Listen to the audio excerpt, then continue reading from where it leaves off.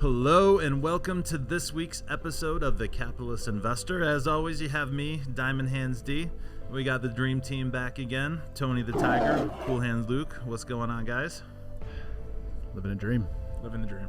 That's what I say every morning. I come in, I fist bump 2 people today. Like, how you doing, Luke? Living the dream.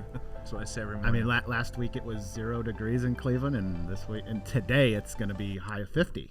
Yep, it's a wild time. It's wild times out here. Global warming's great. Yeah.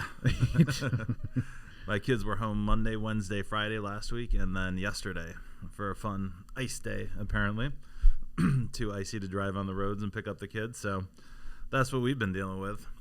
But you're always so icy, so fresh. Yes, yeah. Exactly.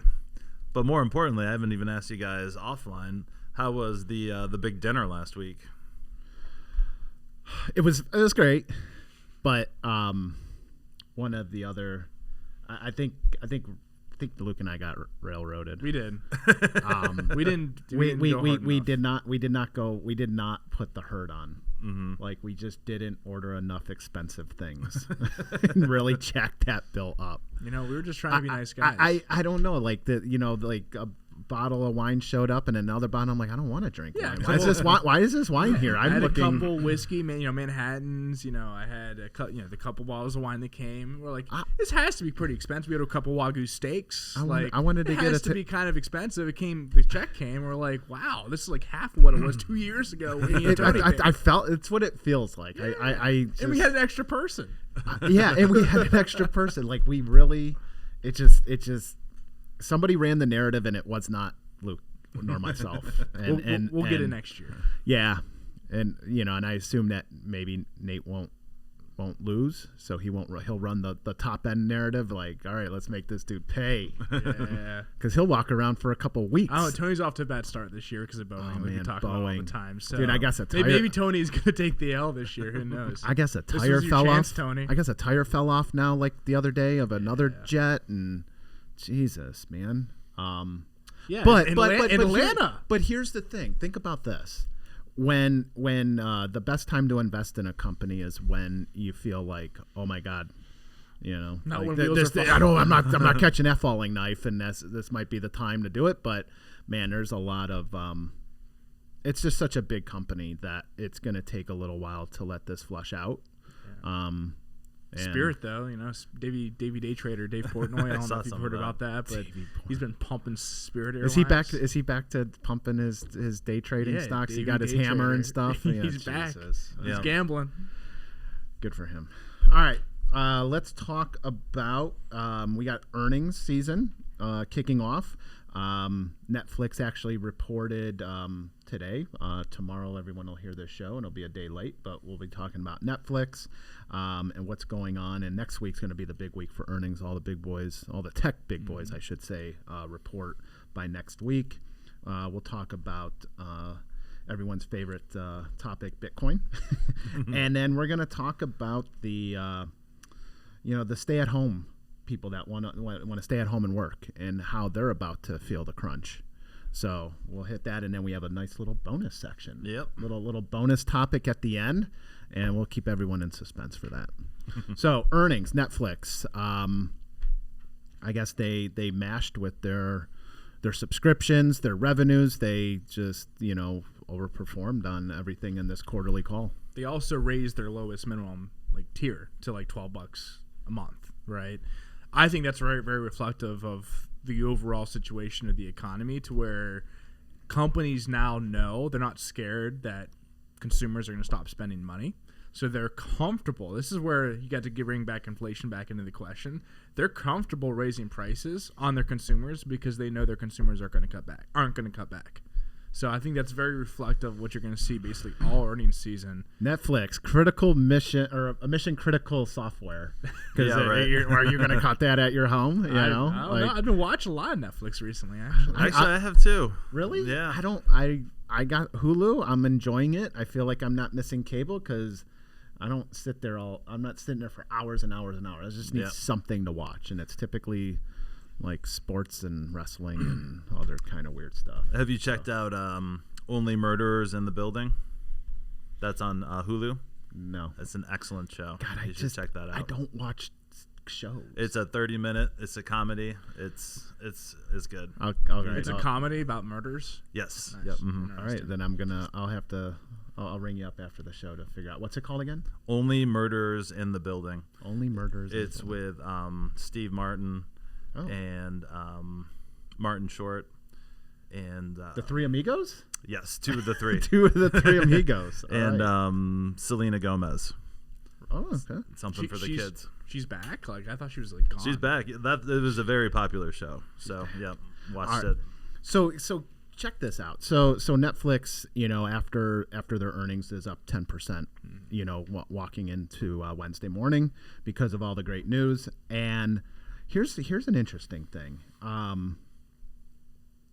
With Netflix, so remember Fang, when Fang was hot, and that was Facebook, Apple, Amazon, Netflix, and Google. The Magnificent Seven did not include Netflix last year. So are we bringing back the band? Are we, because Tesla's on the out right now. So the Magnificent Seven has turned into the 6 for this year. So, and the reason I say that is the S&P is up 2% year to date.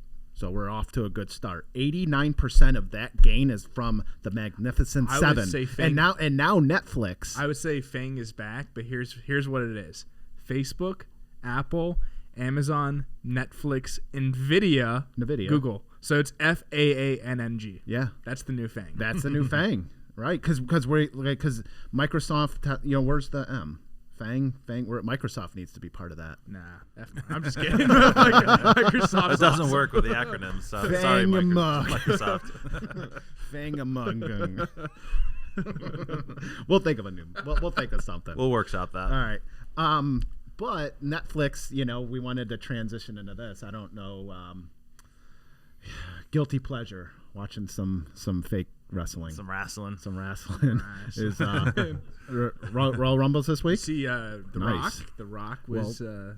There's so here. I mean, so when Vince McMahon sold the company, maybe within the last year. I don't know when he sold it, but he sold the whole company, made billions of dollars, and now you have this big PE firm running the wrestling, and I mean, they're doing a little bit more marketing, and now they added The Rock, Dwayne Johnson, to their board of directors. A smart move. I mean, that dude is just like probably the best wrestler of up there with Hulk Hogan. I would imagine. I mean, has he trumped Hulk Hogan?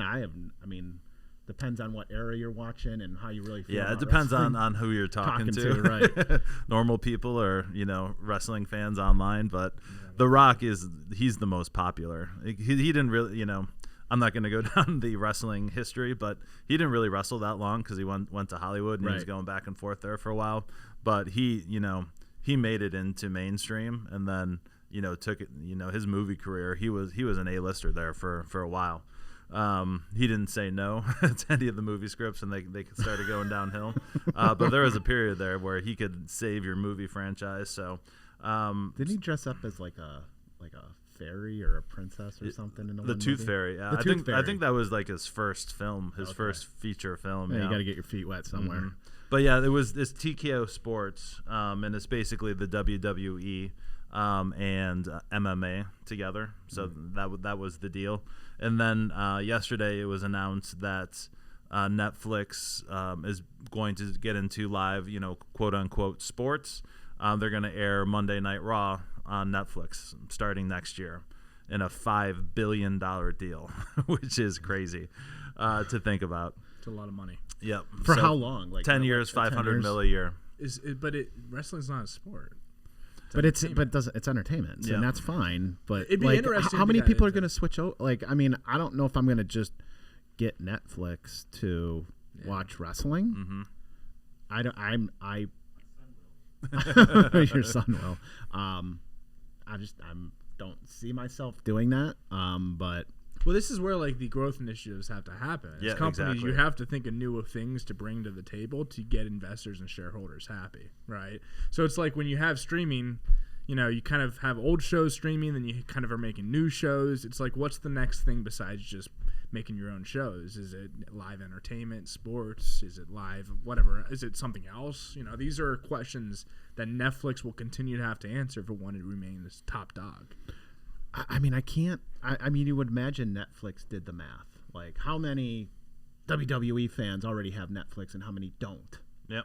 So by doing this, how many people are we going to attract that aren't Netflix, subscription holders?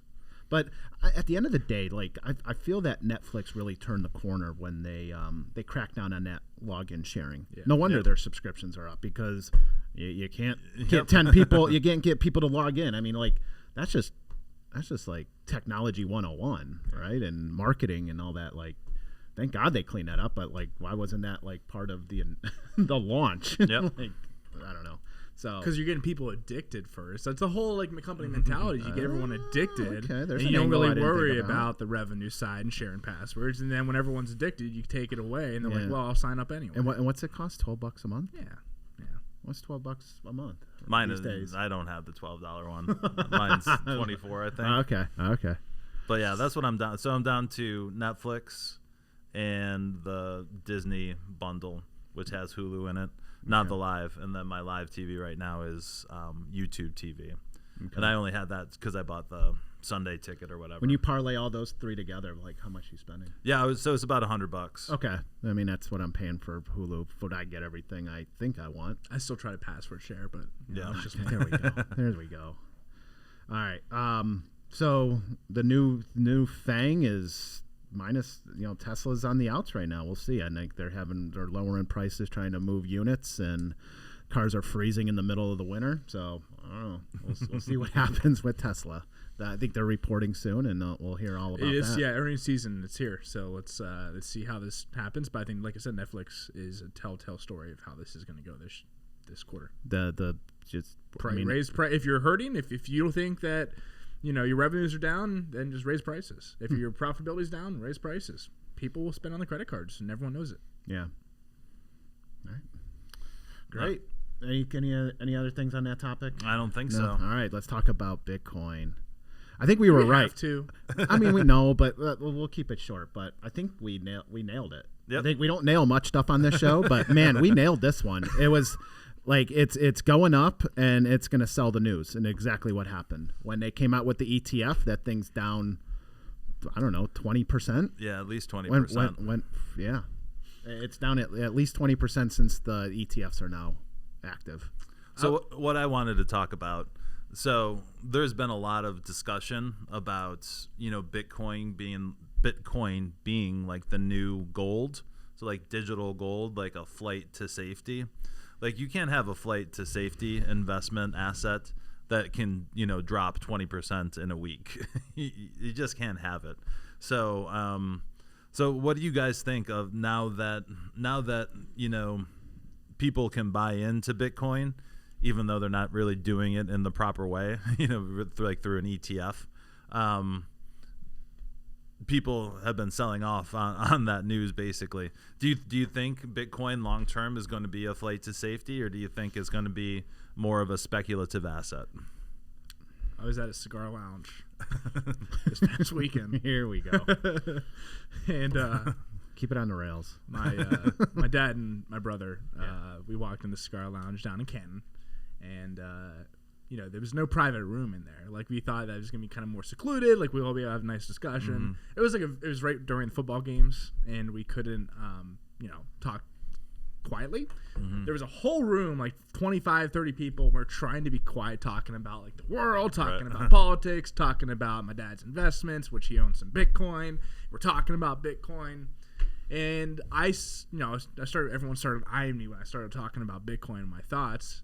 And I truly think that this ETF approval is going to be a very bullish thing for Bitcoin in the long term, because every asset allocator out there, every money manager, including probably us at some point for some of our clients, will allocate a very small percentage, maybe 1%, maybe 2%, whatever it be, to their portfolios. So you have every institutional manager out there allocating 1 or 2% to this ETF, when there's only a limited supply of Bitcoin out there, and most people that hold Bitcoin are holding it for the $500,000, $1 million anyway. That's going to drive Bitcoin up a lot over the long term. So I don't care about the price action the past couple of weeks.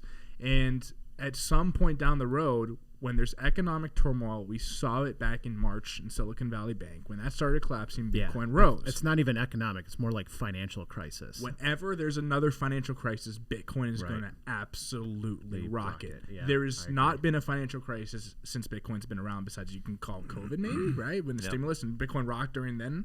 It went from like 13 to 20 to 60,000 during COVID, right? Right. So I think that Bitcoin is a great long-term hold for a small portion of your portfolio. The only way it gets absolutely knocked is if America says, F you, Bitcoin. Right. You are not. We create our own digital currency or something along those lines. But that's how I feel about it. So speculative asset then still. Yeah, absolutely. Because it could...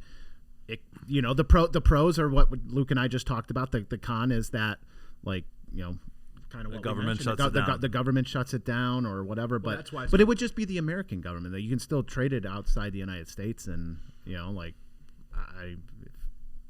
it's not. It's just here, but that's probably a large percentage of Bitcoin holders, I'd imagine. Well, it's going to become the same thing it was back in 2010, 11 when it was created, like this black market, no one knew about it type stuff if that ever happened. But because there's no liquidity, the American market wouldn't support it. It would not be worth owning at that point. Yeah. The only other thing that I'll mention on this topic, because I did talk to one of my clients who owns actual coins, more of a safety thing. So if you can buy it through an ETF, but he actually owns the coins. And so he and I had a good discussion about like safety of the coins. So like getting a ledger, things like that. So there's, a whole nother topic of, owning it's one thing and then getting hacked and watching your digital currency flutter away. And then when they do, like they already have 20 different accounts set up and the trail will go cold very quick. The money will move so quickly through all these different wallets. And so I'm like, you got to go get a ledger. Yep. And something to just store those, it's like a digital thumb drive. I wouldn't trust either. Wherever you hold Bitcoin online, I wouldn't trust whoever holds your Bitcoin that you own to hold your Bitcoin safely. Yeah. Like, what if there's some like breakthrough Russian hacker that comes through and steals all? How many Bitcoin people are from trying to Coinbase? hack into Coinbase on a day-to-day basis? Because I'm sure that's where most people buy their Bitcoin, at least if I were to. And they say they have like 99% sure. cold storage too, but like you don't know who. I wouldn't trust somebody with, especially if you have a decent portion. I mean, heck, if you have $1 million portfolio and you have 5%, it's $50,000 in Bitcoin that you have on Coinbase or something like that. Yeah, I mean, that's a lot of money. It's a lot. It could be. I mean, there's another con. Like, how secure is it? It's digital. Yep. At least with gold, you can actually buy the bar and put it in your basement. Right. And then when the world crashes, you can go like take your bar and cut a little piece off and trade it trade it for some pigs and corn and Just take and out your things little like knife that and through the just old cut barter it. system. Yeah, like cut it off with a little saw. I mean, that's my question. When the Seriously. zombie apocalypse You comes, need how are you golden going to spend your bullets. Bitcoin? Golden bullets. That's what you're going to need. A zombie apocalypse, man. I've watched The Walking Dead. I know what's coming. I've been playing Resident Evil too on the Xbox. All right, moving on. Stay at home workers. This is I found this pretty interesting actually. I never really thought about it. So basically, long story short, remote workers I think are more likely than just the part-time stay at home. So like if you're like specifically, if you're living in Ohio but you're working for a company in California, working remote the whole time, there could be a potential gotcha. Yeah, I call it the gotcha section of the investment. Like I had some other words behind it, but I'll just say, we gotcha. Gotcha. Basically, if you're, living one place for a company in a different municipality, you can face the double taxation from at least the local portion of it, if not the state. Just to say, like, my company is based in Cleveland, Ohio, and I live in Akron. That's what we're talking about. Yeah. Or maybe like my company's in New York and I live in Ohio and I'm working from home. Like, yep. They're figuring out the layers of tax to make sure that, everyone's getting paid. So Most importantly, the IRS. Uncle Sam is the best business out there. Yep. Yeah. I mean, if you somebody brought it to my attention again, is like, how many times can you get taxed? Like you make your paycheck, then you get taxed, and then what falls to your checking account is yours. But then when you go out and buy, you get to pay sales tax and all that. I mean, the double taxation is bananas, dude. Yep.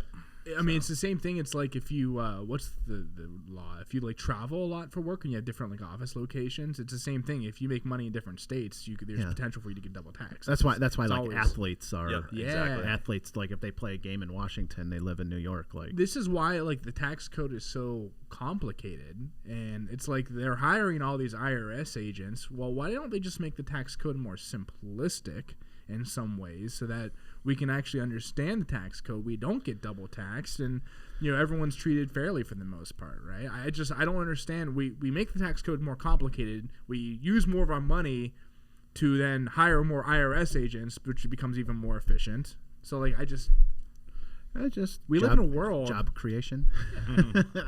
Like how if we make it more complicated, we just need more people to run it.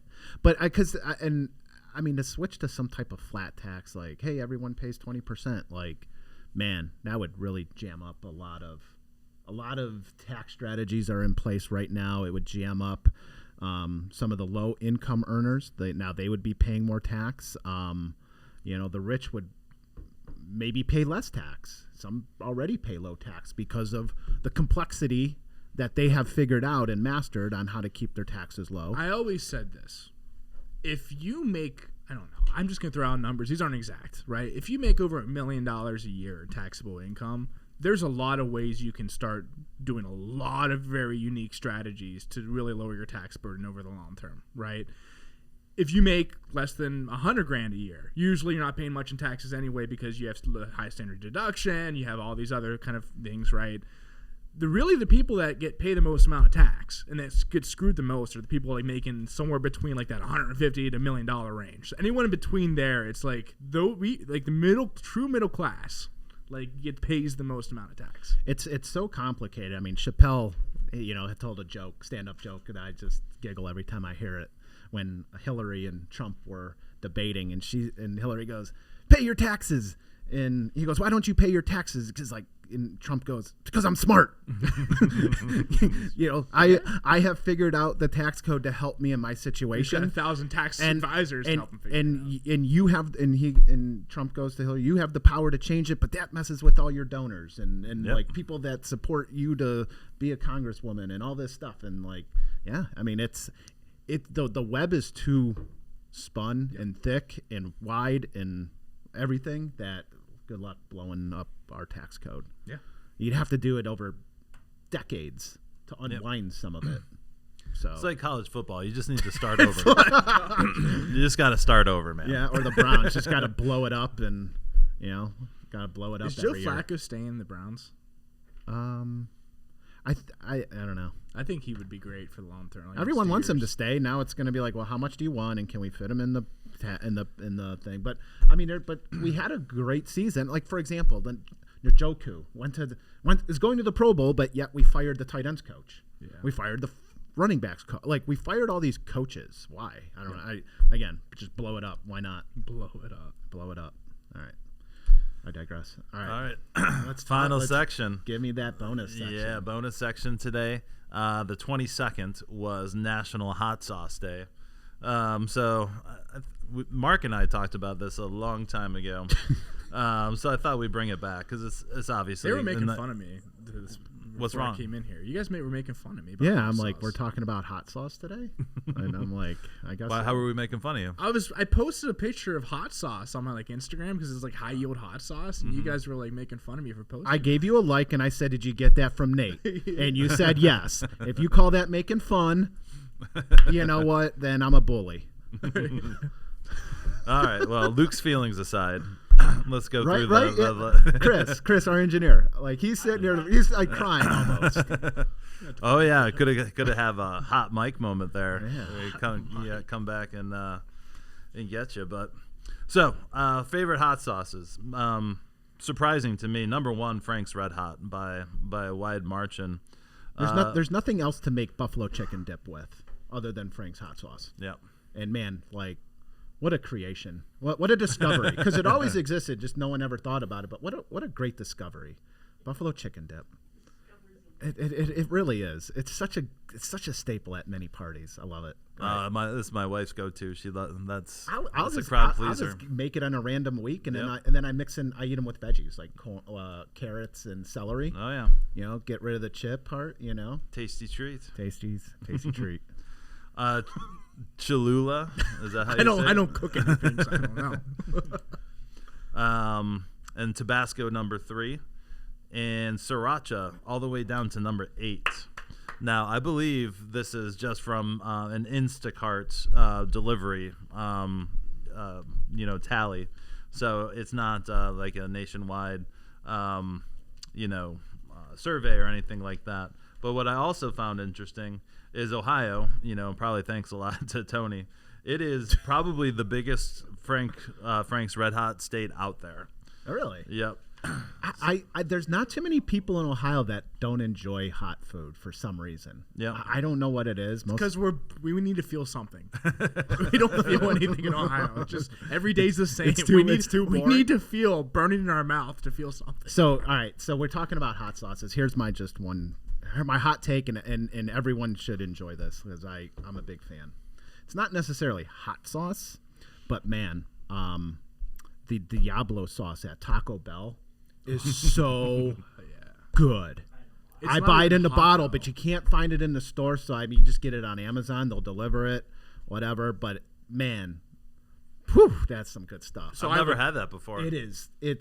I'll have to check that out. It's money. I would know because I do keep Taco Bell in business. I think I'm one of the highest account holders, like point holders out there.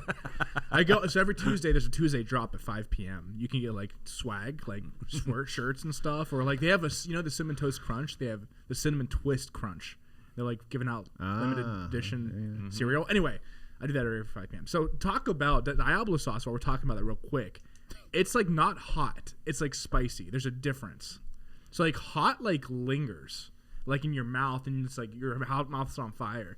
To me, Diablo sauce is like spicy to where it gives you like a kick of just spice going down your throat. It's not lingering hot. So I've had some I had a debate with somebody else about like hot cocktail sauce, and St. Elmo's has like a fire like cocktail sauce that will clean out your sinuses, man. And like I was the first person in this, and my face was instantly like, Tony, how's that hot sauce? And I'm like, I'd suggest no one else eat that.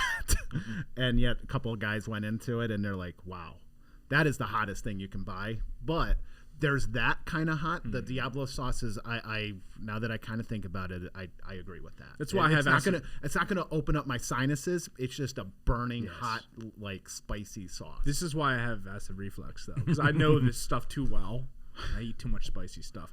I will say sriracha is probably my favorite. I put that on a lot of things. Right. And Derek, and every time, just so the viewers know, my office is right next to Derek. And the whole office smells every single day because of the vinegar smell of his hot sauce he puts on his eggs. And Tabasco. And it makes me so hungry every time. Tabasco's the best, man. I put it on everything. All right. But I hope everyone enjoyed National Hot Sauce Day. Yeah. And you can give me I can, if anyone wants to know, I had some high yield hot sauce. That's the picture I posted because it gives finance and hot sauce combined. There's nothing better than hot sauce and finance combined. Yep, check that out on Luke's X account. Instagram. Instagram. All right, take us home, D. All right. Well, thanks everyone for listening. Enjoyed the show this week. If you have any questions, comments, show ideas, hit us up at info@swpconnect.com, and we'll talk to you next week. The opinions expressed in the podcast are for general informational purposes only and are not intended to provide specific advice or recommendations for any investment, legal, financial, or tax strategy. It is only intended to provide education about the financial industry. Please consult a qualified professional about your individual needs. He said instead of what'd you say? No, he wouldn't give. He was joking. He said you can't have my Eagle Rare, but you can have my hot sauce. So I walked in there. I'm like, you have hot sauce just chilling there. He's like, yeah, I'm not gonna eat it. I'm like, he's like, do you want it? And I'm like, No, I'm good. So you sure? I'm like, I'll take it. Why not? And now we're talking about hot sauce. High yield hot sauce.